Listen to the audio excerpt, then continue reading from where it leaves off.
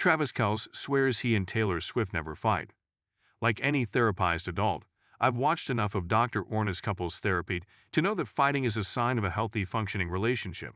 Obviously, I'm not talking about throwing lamps across the room, but civil discussions about whether your in-laws should be allowed to comment on your living room decor, or if your spouse was wrong to gamble away the entirety of your savings account on DraftKings.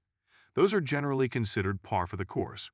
But apparently, this rule does not apply to Kansas City Chiefs tight end Travis Kelce, who swears he and Taylor Swift, over the course of their 2.5-year relationship, have never fought.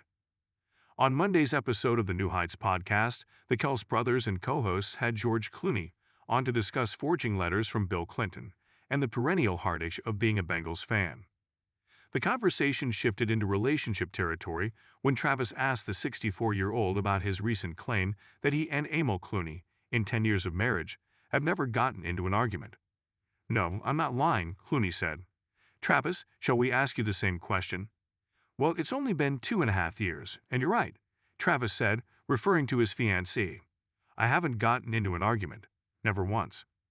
Clooney at least offered a sort of reasonable explanation for his completely peaceful marriage, explaining that he and Emil choose not to fight because neither of us are gonna win the argument, so why get in? "Dude, I'm 64 years old, and what am I gonna argue about at this point?" he added.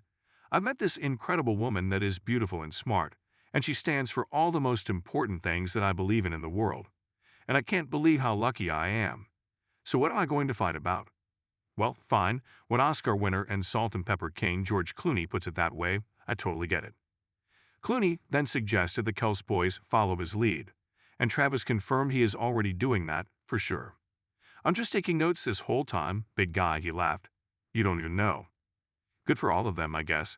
However, I would like to raise this question to Trav once more after all the wedding planning is said and done. Will he remain calm and conciliatory when he sees the estimate for the floral arrangements? What happens if his opinion on the seating chart is overruled?